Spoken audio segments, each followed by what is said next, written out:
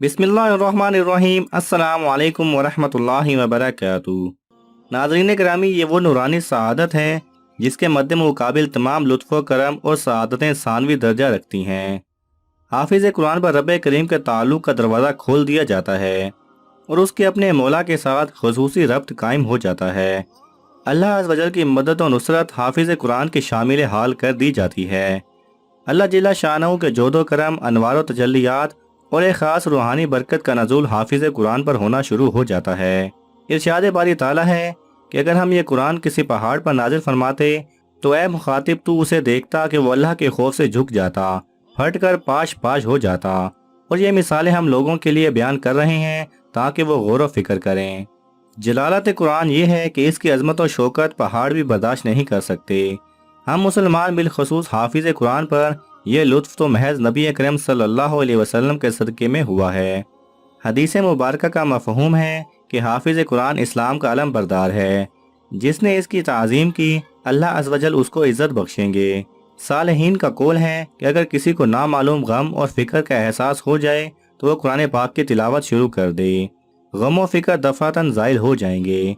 हज़रत अली रज़ी अल्लाह तआला अन्हु से नबी अकरम सल्लल्लाहु अलैहि वसल्लम का फरमान मनकूल है कि जिस शख्स ने कुरान मजीद को हिफ्ज़ यानी याद किया और उसके हलाल को हलाल और हराम को हराम जाना, हक सुबहानहू व तआला उसको जन्नत में दाखिल फरमाएंगे और उसके घराने में 10 आदमियों की शिफात कबूल फरमाएंगे जिन पर जहन्नुम वाजिब हो चुकी थी।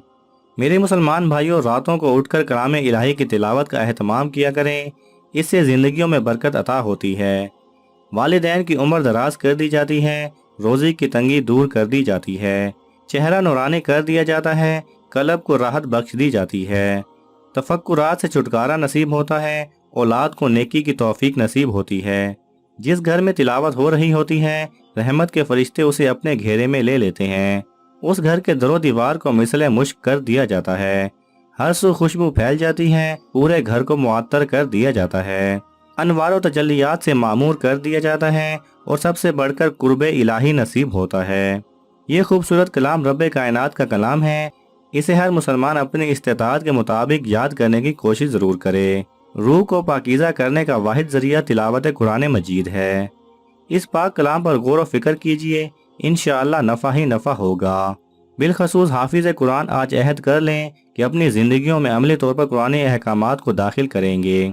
हज़रत अली रज़ी अल्लाह तआला अन्हु, अबू हुरैरा रज़ी अल्लाह तआला अन्हु और अबू सईद खिदरी रज़ी अल्लाह तआला अन्हु से रिवायत है कि रसूल अरबी सल्लल्लाहु अलैहि वसल्लम ने इरशाद फरमाया, कुरान का बाअमल हाफिज़ क़यामत के रोज़ अहले जन्नत का सरदार होगा। दोस्तों, आज हम आपको जो वजीफ़ा बताने जा रहे हैं ये वजीफ़ा कुरान पाक की मुख्तसर और बहुत ताकतवर सूरह का वजीफ़ा है। इस अमल को सुबह जब भी आँख खुले आपने उस वक्त इस अमल को करना है, या फिर अगर उस वक्त इस अमल को नहीं कर सकते तो फजर की नमाज अदा करने के बाद इस अमल को कर सकते हैं। सबसे पहले बताते चलें कि आज का खूबसूरत अमल कुरान पाक की अजीम सूरह मुबारका सूरह कौसर पर मुश्तमिल है। आपने सुबह उठकर अव्वल व आखिर 7 मरतबा दुरूद पाक पढ़ना और दरमियान 313 मरतबा सूरह कौसर पढ़नी है। इसके साथ एक तस्बीह या रहमानू को भी पढ़ना है। आपकी माली परेशानी, रंजो गम दूर हो जाएंगे इंशाअल्लाह।